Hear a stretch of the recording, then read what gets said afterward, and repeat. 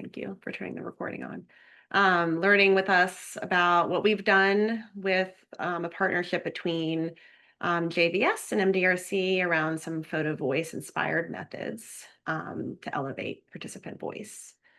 So before we dive in, we can go to the next slide and just a few housekeeping things. We really want this to be interactive and we don't want it to be a passive experience. So please use the chat if you have questions. There will be polls and some other activities. So please engage with those as much as you can. If you have any tech issues, you can message Jose Teneo, who's in this meeting, and he'll help you out. And then at the end of the session, there will be 30 minutes for kind of peer-to-peer sessions, thinking about how you might apply this in your own work. So we'll spend this first hour talking about what we did, and then you can think with others that are in this meeting and this webinar about how you might apply this in your day-to-day. So please join us for that 30 minutes from 2 to 2:30. Okay, so I quickly wanted to situate this webinar within a broader webinar series and describe how it connects to MDRC's evidence to practice work. So at MDRC, we draw on over 50 years of experience conducting research, which really gives us a deep understanding of the many ways that we can apply research and data collection approaches and think about what works and in what contexts and why. So kind of alongside our research, we work closely with programs on the ground, and we partner with organizations to adapt and use research in ways that are practical and useful in real time. And so we really wanted to elevate a particular strategy around participant voice.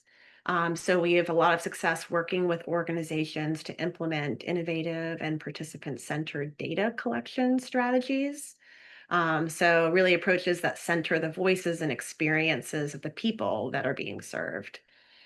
These methods often surface insights that more traditional tools like surveys or administrative data can miss. And importantly, we help organizations use these approaches to gather timely, actionable information about their services so you can learn and make improvements along the way. So it's really important. I think the key here is it's really important not only to think about the usual data collection approaches, but also making sure that we're keeping an eye on the participants, because at the end of the day, it's the participants that we're all trying to work with and serve. Okay, so next slide. With this in mind, we have a 3-part series coming up, and this is the first part. So we wanted to introduce you to a few innovative field-tested approaches that we've used with partners and adapted for real-world settings. So today, we're focusing on how we adapted a method called Photovoice that you'll hear more about in a few moments, where participants capture their lived experience through photos and how those photos can be used to inform program improvements. So MDRC and JVS sort of took Photovoice and applied it in this innovative way. And then in the fall, we'll explore customer journey mapping, which is a method to help you really understand how participants experience services across different touch points in your service delivery. And then this winter, we'll focus on participant-centered interviews, which are designed to gather deeper, more meaningful feedback through structured conversations. So together, these 3 webinars will allow you to move beyond traditional data sources and generate deeper, more contextual insights about how services are experienced. So stay tuned for more about the specific dates for parts 2 and 3, but we're really excited to get started today with the Photovoice session. Okay, so with all of that in mind, I'm really excited to turn things over to our 2 key presenters. So we have 2 staff from our own MDRC Evidence to Practice team, and then also our colleagues and partners at Jewish Vocational Services, which is a nonprofit workforce development program in San Francisco. Okay, so I'm going to do some quick introductions. Um, so Yana Kusayeva is Director of Evaluation and Impact at JVS Bay Area, where she builds the evidence infrastructure behind equitable worker-centered workforce programs, from data strategy to outcomes measurement to organizational learning. So Yana co-led Future Framed, which is a Photovoice inspired initiative that we're here to talk about today, engaging young people participating in JVS training to document their perspectives on AI and the future of work. Yana holds an MPA in Public and Nonprofit Policy and Management from NYU. We also, I'm pleased to introduce Johnny Paulpre is a member of MDRC's Evidence to Practice team, where he focuses on youth workforce development projects. He works closely with organizations to strengthen programs and services by using data and applying evidence in meaningful ways. A key part of Johnny's work is translating research into really accessible tools and dissemination products, such as videos and guides and toolkits that help practitioners understand and use evidence in their day-to-day work. Johnny has a strong interest in participatory research and enjoys finding creative ways to adapt these approaches to elevate participant perspectives and support program improvement. And this is kind of cool. Before joining MDRC, Johnny worked in film and television production. So he really brings that unique lens to his work with us. And then finally, I've got Kelsey Wong, who is the Chief Program Officer at JVS Bay Area, where she oversees workforce development programs that help individuals access quality careers and achieve economic mobility. Kelsey has extensive experience in program strategy, operations, and workforce innovation. She leads initiatives that connect job seekers to in-demand industries while strengthening outcomes for employers and communities. And she's recognized for translating organizational strategy into effective program design and implementation, with a focus on expanding opportunity, advancing career pathways, and driving measurable impact across the workforce system. So we'll have Yana and Kelsey both in this peer session at the end that I mentioned earlier. So I know they're excited to speak to you all separately. And I'm realizing as I'm talking that I didn't introduce myself, although I'm not presenting really today. I'm Caroline Maj. I'm a senior research associate at MDRC, and I'm a member of the Evidence to Practice team that I was talking about earlier. So with that, let's get into the good stuff. I'm going to turn things over to Johnny to get started. Thanks, Caroline. So we wanted to start off by going over the three main learning goals for the presentation today. So the first thing we want you all to get out of it is sort of an understanding of the basics of what Photovoice design can look like. So things like staffing needs, timeline, other planning components, and then also what that looks like. And I'll go over this in a little bit, but adapted to a model that's a little bit different than a traditional Photovoice project, something that's more geared towards this continuous program improvement model.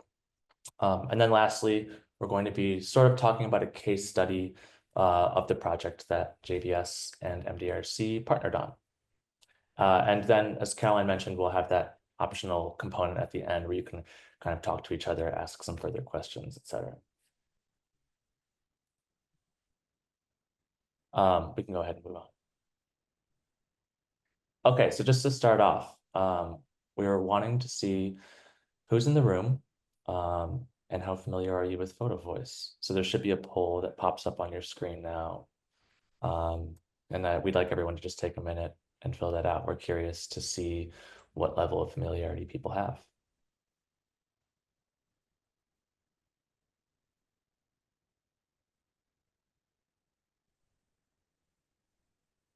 Great, and as I'm sort of seeing things come in, it seems like we're going to go ahead and if you haven't had a chance to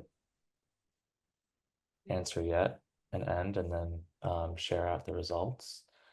So it looks like mostly we're coming from research data and capacity building and education, which is great to know. And then we have sort of a robust level of experience with working with participants, gathering information from participants, and also sort of a diverse background of familiarity with Photovoice. I'm excited about someone who's applied it to their work already, but it's great that some of us know the basics, and it's even better that many of us are not familiar with it at all, because there'll be a lot to learn. All right, can go ahead and go on to the next slide. So we'd like to start off with a short reflection activity to kind of frame how we're trying to think about sort of visual meaning today. So I'd like everyone to take out your phones. Hopefully you have it nearby. If you don't, I'll give you a second to grab it. And open up your camera roll. And before we get any further, I just want to say we're not sharing any photos that are on our camera roll. This is a purely individual reflection activity. So don't worry, we're not going to be asking you to talk about it or share anything like that. But try to open up your camera roll and do this sort of pinch thing. So you're seeing about 15, 20 or so photos on the screen at once. And I just want you to scroll. It's helpful to, I think the further back you go, the better. You don't have to go that far back. I would also say try to land somewhere. So then stop scrolling eventually. Imagine it like spinning a wheel. And try to land somewhere where you're not taking like 40 photos of the same flower or something, trying to get the lighting right. I know I do that. Or 40 selfies, depending on how you take your photos. But somewhere, something that has a diversity of photos. And then once you're there, I want you to stop scrolling and you can just put your phone down and let's take a minute to let yourself sort of sit with the photos without clicking, without scrolling, but just sitting there and looking at them. And as you're doing this, I want you to pay attention to what your eye is drawn to first.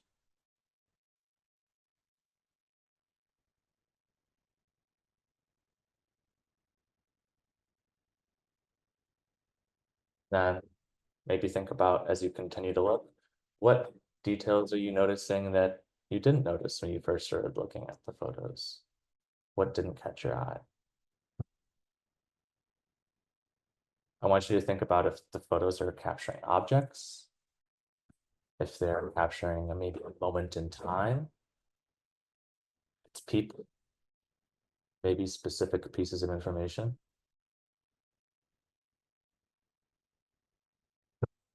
And then are there certain emotions that come up when you're looking at them?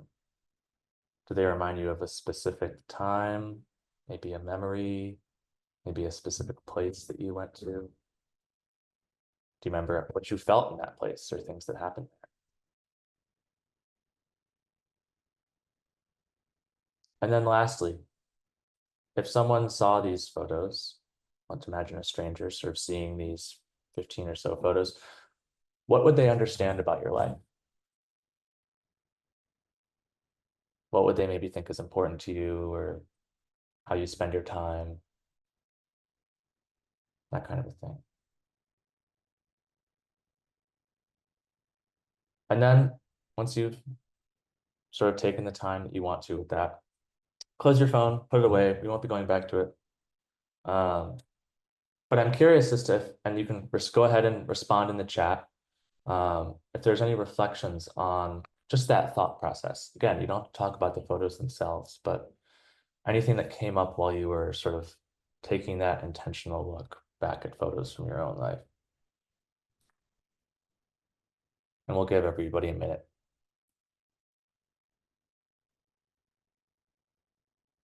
Yeah, I think bringing you back to a memory, a specific moment.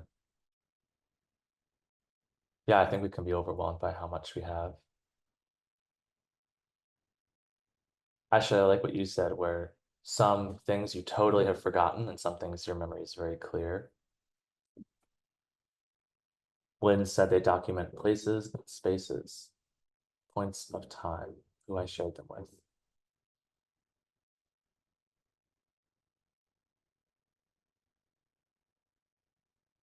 Cool. Well, the point of that activity is just to start thinking about how any photos, whether or not you have intention behind them or not, capture the emotion, capture moments in time without needing to have a fancy camera, an artistic vision, a sort of team of people that you're working with. So for this portion of Photovoice, I want you to start to imagine what if there is some sort of guidance and intention around that? What is sort of the meaning that could be created? And that'll transition us to talking about the method itself. So we can go ahead to the next slide. Okay, so there's essentially 3 steps to the Photovoice method. 1, you have a group of participants who are taking photos. 2, you're discussing those photos with the group of participants to try and sort of pull out themes and insights. And then 3, you're sort of taking those insights and using them to drive some sort of change. So in a traditional Photovoice project, and we'll sort of talk about the differences in a little bit in the next slide, that might look like a little bit of a broader social change or policy change, whereas for both the case study that we did with JBS and then also the sort of program change model of Photovoice, those are going to be more so changes within your own program. Okay, so like we said, we weren't just doing a traditional Photovoice project with what we did with JBS. We were blending Photovoice with program improvement. So there's these aspects of Photovoice. For example, the process is very participant-led. The data is very visual. It sort of results in these broader changes of like the social advocacy, systems changes, that kind of thing.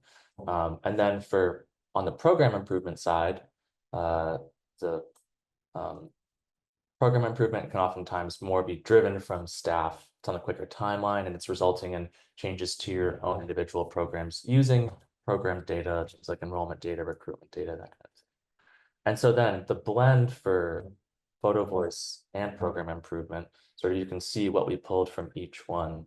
From Photovoice, we pulled this idea of participant voice. So this might be something that is familiar to you all. Participant voice is sort of a very popular thing that people are trying to incorporate into their programs, but it's essentially incorporating what participants feel and have to say sort of about the services that they're receiving. Additionally, we've pulled from Photovoices this idea of visual narratives and themes. So using the photos sort of as that data that we're using to answer some of those research questions. And then Photovoice also can serve as an advocacy tool for your organization, although that's not something that we particularly, that's not a step that we took in partnership with JBS. It's something that they've sort of taken on their own, and maybe Anna can speak more to that. But these photos can sort of serve as a potential way to showcase participant needs to sort of motivate policy change. So it can be, think of like end of the year reports, funder reports, external communications. It can really be a powerful visual tool to sort of incorporate that photo voice into your messaging. And then from the program improvement side, sort of, as we said, it's guided by specific questions. It's this process different than Photovoice isn't as participant-led, though it is partially participant-led, but the questions and the research questions that we're trying to answer are coming from program staff. There's also sort of a shorter timeline. So in program improvement overall, the timelines are just a little bit faster. So a training program is a little bit quicker. Someone might, need a job in a month, not, in a year. So the timelines are a little bit shorter.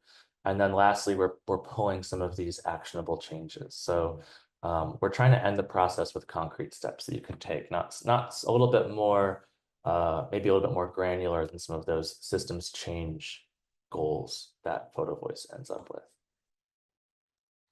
And then for the next slide, we wanted to also say sort of why would you pick Photovoice if you're trying to go about a process of continuous improvement in your own program? Why not just sort of do it a more traditional way, more data motivated, that kind of thing? And sort of there's 2 main reasons. And one is that it broadens the people that you're able to get feedback from. Like, for example, there's a bias to the people that are likely to fill out a survey, an exit survey at the end of the program. And Photovoice kind of is able to capture more non-traditional, or people that might be more interested in a non-traditional format for supplying their feedback. or who's interested in something that's a little bit more creative. And also, Photovoice allows you to get a little bit deeper because a lot of the sort of the bulk of the method is in these discussions and sort of the findings from those discussions. It allows you to dig a little bit deeper than sort of a traditional program improvement steps would. And with that, I'll sort of transition over to Yana to talk about sort of where JVS started and framing a little bit of the needs that motivated them to reach out for the partnership with MDRC. Cool. Thanks so much, Johnny. I'm excited to talk about our partnership. Well, last year, JVS was part of a group of organizations serving opportunity young adults receiving technical assistance from MDRC.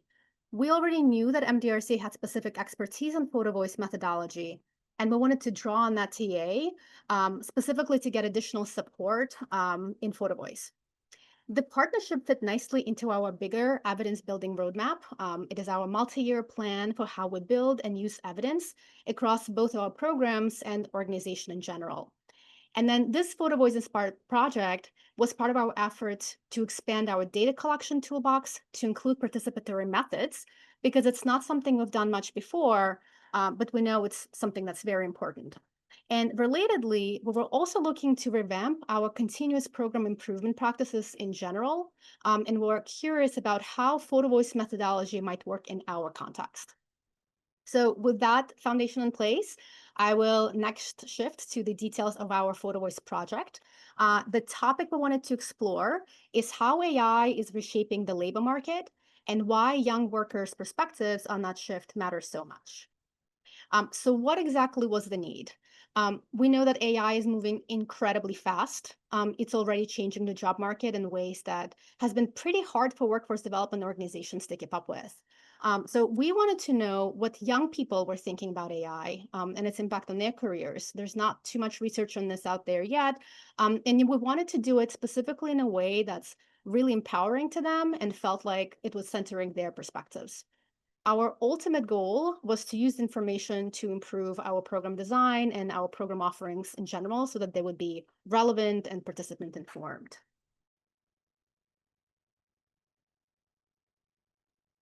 Thanks, Yana.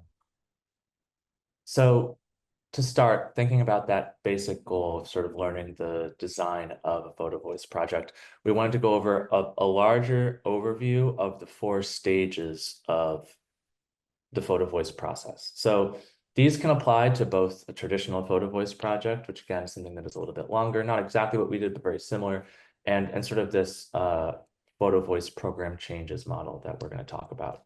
And so we'll go over these in a broad sense, and then we'll hear specific examples for each stage, both from the MDRC perspective and from JVS and Yana, sort of about our experiences in that stage. So the first is training, which includes both the training that MDRC's staff did with the program staff at JVS on the photo voice methodology. So almost think of this training as kind of like a mini version of what that training is. It's kind of around, the photo voice method, outlining the process, etc. Then there's a participant training. So that includes these photo techniques. We'll talk about that and go a little bit more in depth in that in a bit. Then the next stage is taking photos. That's mostly participant driven. And then making sense is the third stage. And that's kind of where you get the bulk of the photo voice method. That's where we're gathering with participants, discussing the photos and the findings and kind of trying to pull out and derive those meanings and themes. And then the final step is social action. So that's the step that's going to probably look the most different in a traditional photo voice project. That might be where you're sharing findings back to like a broader community, maybe specific change makers, like politicians, journalists, academics, that kind of thing. Whereas for the program improvement model, we're going to be more so focused on sharing the findings back to your maybe program leadership and the participants themselves. So to start off with training, like I said, there's a staff training component. And that's sort of an extended version of what we're doing today, but it's going over things like scheduling, staffing needs, participant recruitment. So what's the best ways to sort of recruit particular participants for Photovoice project, we do a mini visual techniques training. And then a large part of that is also the prompt development. So trying to figure out what kinds of questions you want to answer, whether they're too broad, too specific, if they can be answered in a visual way. And then we have that participant training that is staff-led, but MDRC will lead the photo techniques portion. So the photo techniques portion will go in depth in a second, but it's really an introduction to how to start thinking visually. So we kind of did a little bit of it in that first activity, in that camera roll activity, where we're starting to think a little bit more critically about visual mediums, but it introduces techniques that then sort of allow you to think, okay, well, I have an answer to this question. How do I translate that answer to a photo? And then we also talk about collection procedures. So that's sort of how to submit photos, if there's any security needs around them.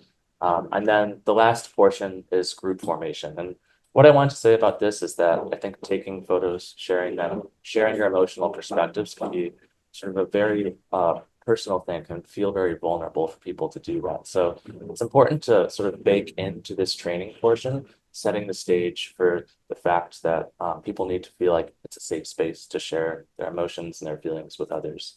And so we do a little bit around building those sort of group standards and norms. Yana, is there anything that you wanted to add around this stage? Yeah, I'll just add some of the kind of unexpected gold nuggets during the training that we observed. And the part that we thought was super helpful was how to develop photo prompts. It sounds rather simple until you actually try to put it in action. But we dug into things like what makes a good prompt. And it's things like it has to be open-ended, experience-based. And then also what makes a good caption. One other thing is one of our team members at JVS shared that the visual devices trainings in general makes you think of like how to watch movies in a different way. So that was really interesting, and we loved having Johnny both as a trainer and then as part of one of our discussion groups in Making Sense.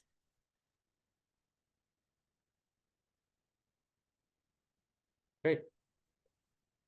Thanks, Yana. So we wanted to talk a little bit about the photo techniques stage itself. So this is kind of the bulk of the participant training. And sort of in order to, like we said, in order to translate a thought or a feeling into a photo, you sort of need to start to understand this visual language of photography. So we're going to start by introducing concepts like framing, symbolism, color symbolism to participants so they can use them to craft these photos that reflect what they're feeling and trying to communicate emotionally. We're going to give a short sample of one of those here, but this is just sort of the slides that we use in our training. There's many photo techniques, and you can sort of pick and choose which ones feel the most relevant to maybe the setting that your participants are in, what they have, sort of the spaces that they're going to be in and what they have access to. And so just to, as a way to sort of say, this is just a teaser. There's a large library of these techniques, and we've just provided a few here, and then there'll be one more that we'll go into in the next slide.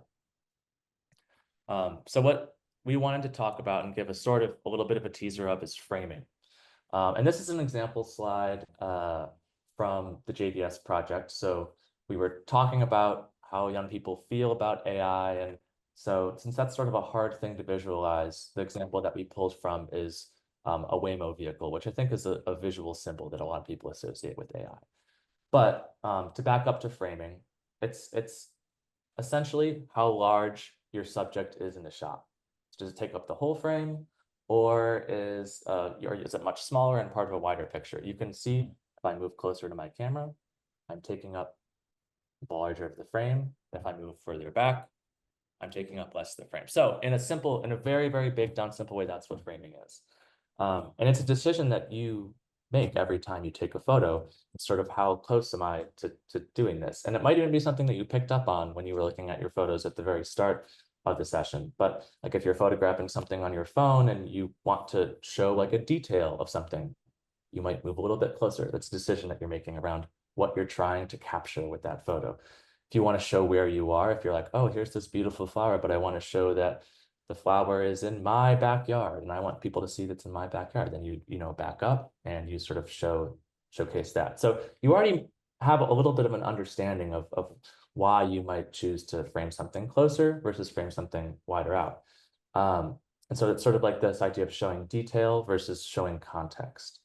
But there's also an emotional aspect of this too. If you watch any soap operas, I think soap operas are the best place to sort of see this in action. But whenever something is happening that's a heightened emotion in a scene, for instance, like we're talking and then they start to, you know, divulge whatever drama is the most recent thing, the camera pushes a lot closer and someone gets a lot bigger in the frame. And there's a certain intimacy to being close to someone. So close-ups are really good for sort of being able to focus on that intimacy and have an emphasis on emotion.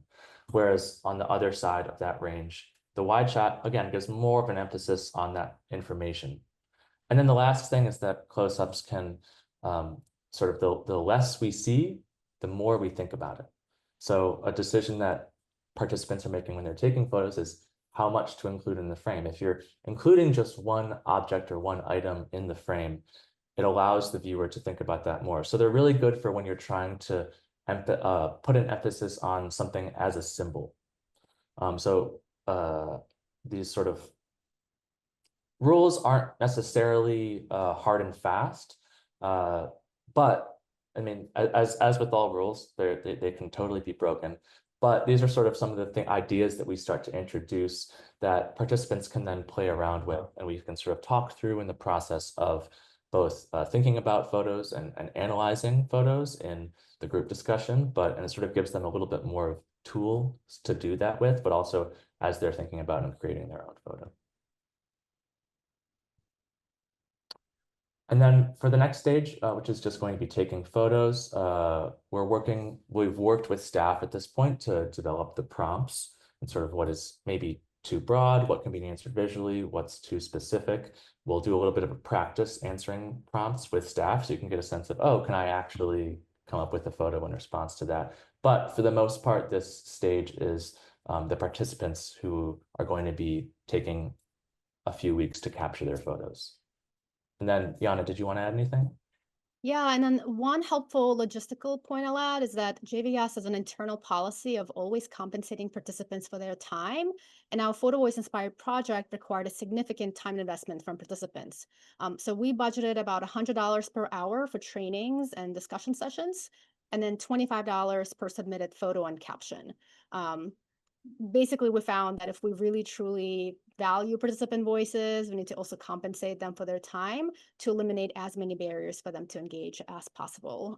So if you're thinking about Photovoice, this structure is just a helpful logistical point. Great. Thanks, Yana. And so this components, or the next stage, making sense, like I said, it's the bulk of the Photovoice method. We have a framework that we use called SHOWed, which we'll go over into more detail in a second. But this framework is sort of how we guide the discussions with participants. And so essentially what this looks like, or what this stage looks like, is that you meet up with participants, with staff, MDRC staff and program staff present, and then you sort of, this can either be a single session or multiple sessions, and you're going over the photos that everyone has created with this framework. Staff and MDRC staff can participate in that discussion, but primarily you're trying to sort of bring out responses from participants themselves. You have someone take notes, and then you're going to either pull out themes in the moment, and so it's something where you can reflect back to participants and see, oh, well, does that theme kind of resonate? Or take a step back and have the staff gather and pull out themes themselves and then share out to participants at a later date.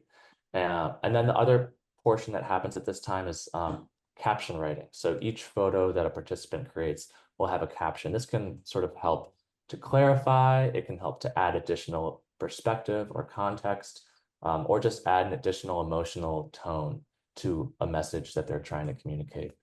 So we'll also work with participants at this point in trying to develop those captions. Yana, did you have anything? Yeah, so for our project, we called it Future Framed. JVS worked on themes together with participants at the end of the discussion sessions. We didn't develop them separately and then bring them back to the group. So the participants were really there for the meaning-making process. It was really cool to see Johnny join one of the making sense sessions, but not the other, because we, even as staff, felt kind of the difference in the depth of the conversations we were having. We didn't bring in as much of our own interpretations in the first group, for instance, but then felt more empowered to do so in the second one. And so the tone shift, it was really interesting just to have the technical assistance from someone who has deep expertise, both in photo voice methodology, but then also visual arts. It made the conversation so much richer. And then another thing I'll add is that this might be actually obvious to a lot of folks already, but Photovoice isn't really like a focus group plus a photo, like that exists as well. But Photovoice as a methodology is different. The process is not supposed to be extractive, it's truly collaborative. And we got to see that, I think, with both of our group sessions that we led in making meaning. Great. Thanks, Yana.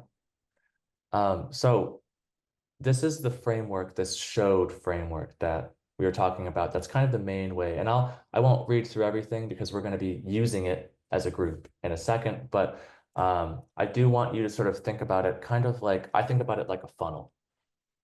So we're starting off, or I guess an upside down funnel, sort of a pyramid. So we're starting off with sort of these really small details. So you're just focusing and thinking about what you see. And then that's expanding to sort of this individual to collective experience. So, how does it relate to our lives of the people in the room? How does it make you feel? And those types of questions. And then it expands even further at the bottom to get into some of those social implications and sort of like the social action steps. So if you are following along with the stages, it sort of, again, mimics the whole idea and process of Photovoice, which is starting from a very individual and very sort of intentional, detail-focused place, and then expanding out through discussion and then sort of to social action at the end. We can go ahead and move on to the next slide, which is just going to be, we have the showed framework up, and we have a sample photo. So this is a sample from JVS's Photovoice project. And just keep in mind that these photos were answering prompts related to how participants in JVS's employment programs were feeling about the influence of AI on the labor market. So you can sort of see here, and well, why don't we just actually, let's just start out at the first question. So you can go ahead and respond in the chat with your responses, but we'll start off with the first one. So what do you see in the photo? And there's no wrong answers. ChatGPT is getting wet. True. Water. Oh, there's some dripping water. A love-hate relationship. Seeing some emphasis for just liking the photo too. Yeah, so we're in a kitchen. Sterile, I think that's good. Yeah, there's a Ziploc bag. Sort of the metal tones. Rebecca, I think interesting what you said, wasting water. It has no purpose in the photo. I think we'll probably come back to that. Great. Yeah, I think we're pulling out some important things here. And then I think we can move on to sort of what this question of what is really happening here. So we might have already honestly gotten there. So we've got the waters being poured on. We're in a kitchen. ChatGPT cannot be destroyed. I think that's, and again, I think it's a very natural progression to kind of move forward and into these sort of broader social outcomes. What about how does the photo make you feel? Sort of, is there an emotional perspective that you get? I think when I look at it, I almost think of like, sort of like something a little torturous, like hearing the drip of water in a sink, like a leaky faucet kind of a thing, like sort of a monotonous it gives me a little bit of anxiety seeing a leaky faucet. It is protected by big plastic. I think that's a good point too. I mean, I think that touches on some of the symbolism as well of there's being these sort of larger forces at play. The offset angles are also stressful. Okay, and then I think we'll sort of move on to sort of why, and again, you know, we're framing this photo. You can interpret it in a lot of different ways. There's really no wrong answers, but I think when for this particular young person, they were very concerned about the environmental effects of AI on water usage, which I think a lot of people are picking up on. And so what are some things that this photo makes you think that we can do about it? Or just in general, when you think about sort of these climate concerns people have around AI and water usage, what do we do to address that? And again, no wrong answers. This is sort of a speculative process. Turn the water off. Stop protecting AI. I like that in the sense that there's sort of these concrete steps you can take within the world of the photo. I think that's sort of a way to extend the meeting. Turn the water up and drown it. Yeah. I think there's a lot to discuss in terms of the symbolism of the water. This was one of my favorite images that was produced over, and I think there's so much to unpack here. Oh, I like that, Sam. Trying to do small things to sort of protect the environment. Okay, great. And again, this is sort of a very, very quick tutorial of what this process might look like, but this is something you would be doing in a group with participants with some of your staff. And I think that, you know, Yana could probably speak to this as well, but a lot can sort of come up and be revealed in these discussions that are maybe surprising findings that you might not get elsewhere. We had so many favorite photos. Sorry? We had so many favorite photos from this project. Yeah.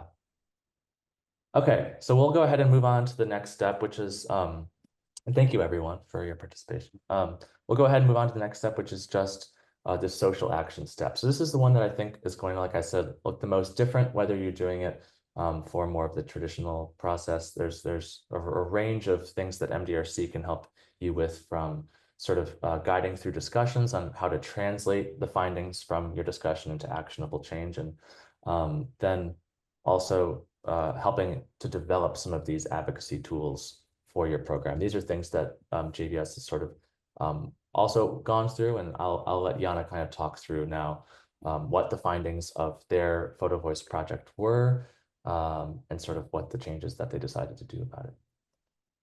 Thanks, Johnny. Okay, so what did we learn? First of all, participants had differing interpretations of AI. We're talking about automation, robots, large language models. The young people we talked to had vastly different exposure levels to AI. And to us, that was kind of one of the lessons in itself. We also learned that most of the participants did not have AI literacy training.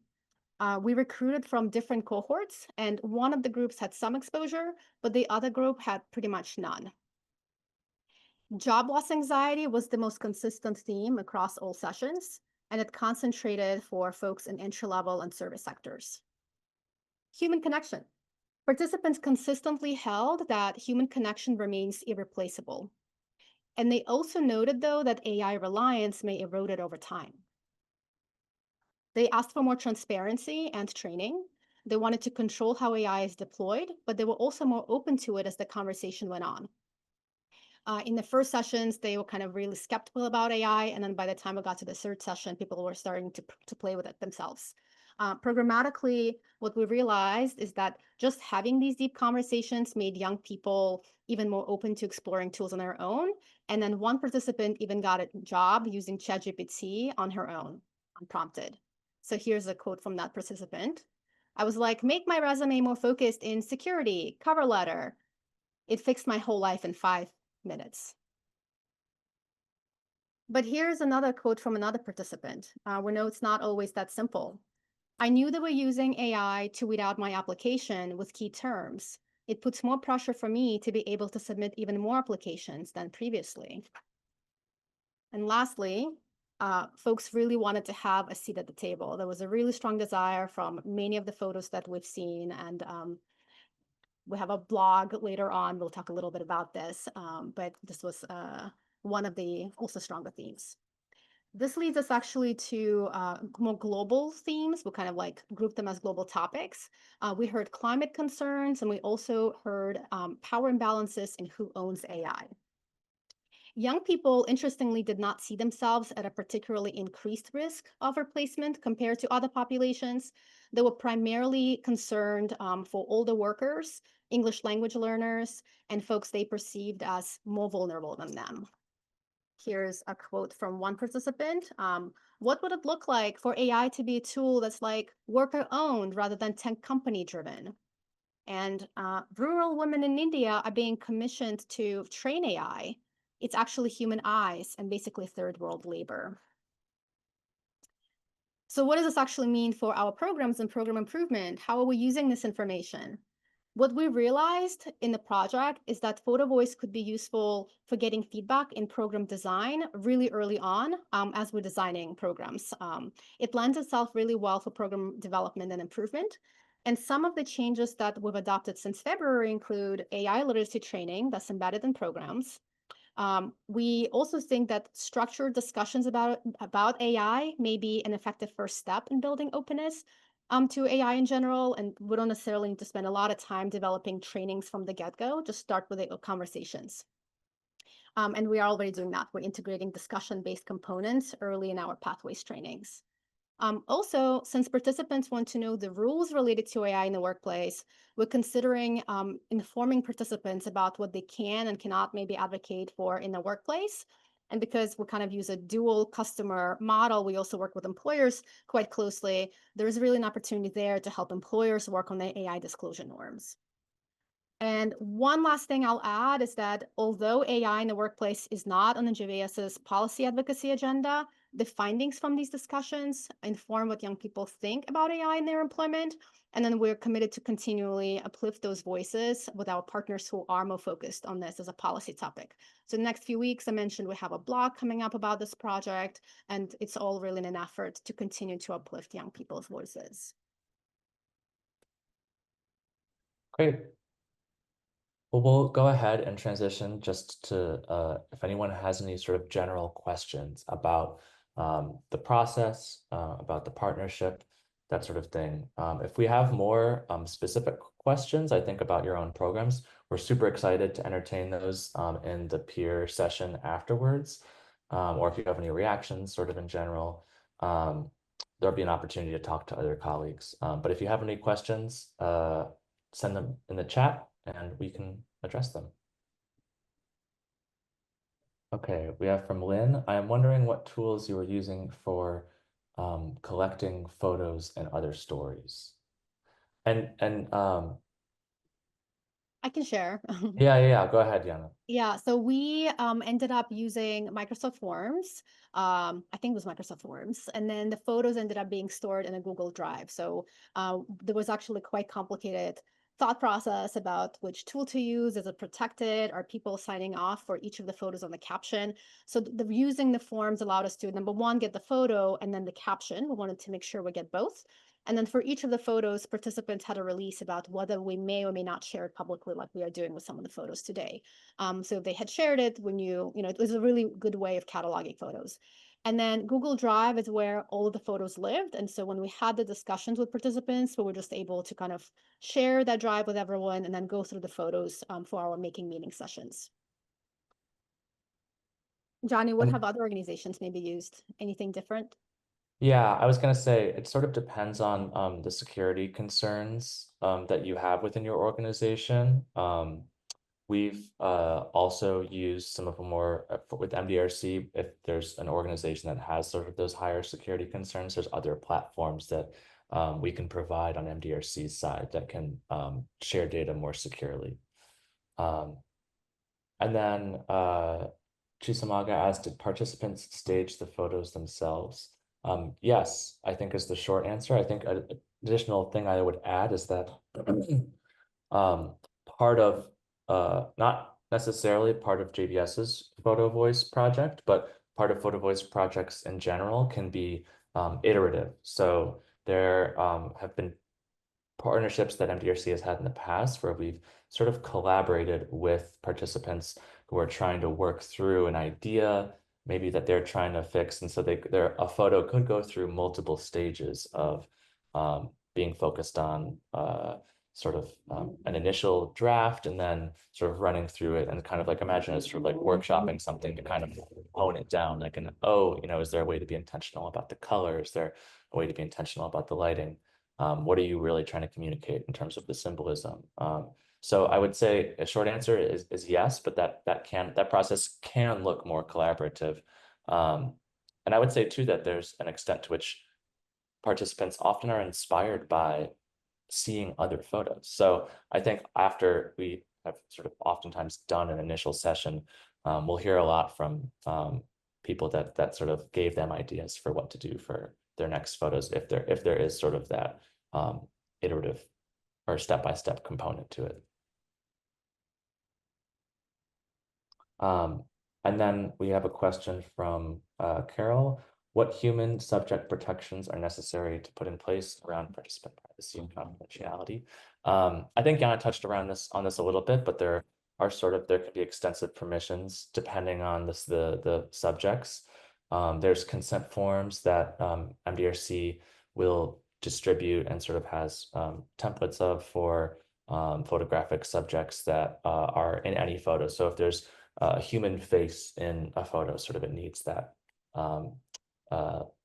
consent form. And the consent form sort of talks about how it's being shared and whatnot. But there have been Photovoice projects that we've done in the past where because of maybe the specific populations that someone is working with, showing faces can be really difficult. And so we've developed training tools and resources around how to still communicate sort of the answers to the questions and sort of communicate around oftentimes is sort of a heavy leaning on symbolism and kind of the world around you and sort of talking through that when it's difficult to show faces, maybe depending on, for example, if someone is, coming from a residential facility where there might be privacy concerns around showing people who are there or whatnot. So I think that's a great question. It does sort of depend, but there's options for showing people and not showing people.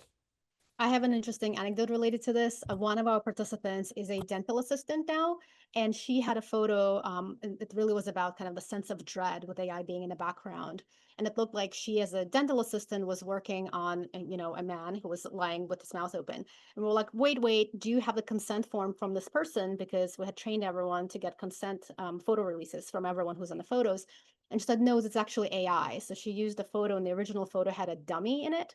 And then she used AI to change the photo, and so it looked like a human person. So everyone kind of got the memo of what they may or may not show, and if they are showing people, there needs to be both consent forms from adults and including children.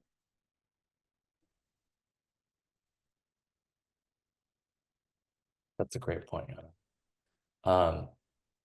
And then we have another question from Everett, and this might be the last one before we go on to the peer session. And I really like this question, but I think that the sort of the gist of it is there room in the framework for people to highlight photos that are not staged, that are more part of their personal experience? And I would say yes, definitely. And Photovoice projects that we've worked on in the past, there's sort of been oftentimes a process of meaning making that happens after the photo has already been taken and participants are kind of reviewing photos that they've maybe submitted. I think that a lot of times sort of there is kind of that like camera roll aspect where for example, one of the more recent Photovoice projects we did was with a group of fathers. And I think that a lot of the photos that were submitted were sort of just reflective of day-to-day experiences. They weren't necessarily something that was sort of set up in an intentionally symbolic way, like the ChatGPT photo. And then I think that process kind of can you can almost kind of like reverse engineer, well, you know, what led you to take this sort of a photo? What time of day were you photographing? Where do you think about taking photos? And that kind of thing to kind of guide people in a little bit more of a candid direction, but also let those candid photos reveal something about their emotional states, their feelings, that kind of thing. But great, yeah, great question, really interesting. All right, well, I think we'll go ahead and wrap things up there. Thank you so much for participating. And I'll hand it over to Caroline. Great. Thank you, Johnny and Yana. It's great to hear from both of you about what you did and how it went and kind of your takeaways. And we're excited to kind of dive into some more details with everyone on the line. So thank you very much. And with that, I'll turn it over to Sam, who will kind of talk through some logistics for the peer session.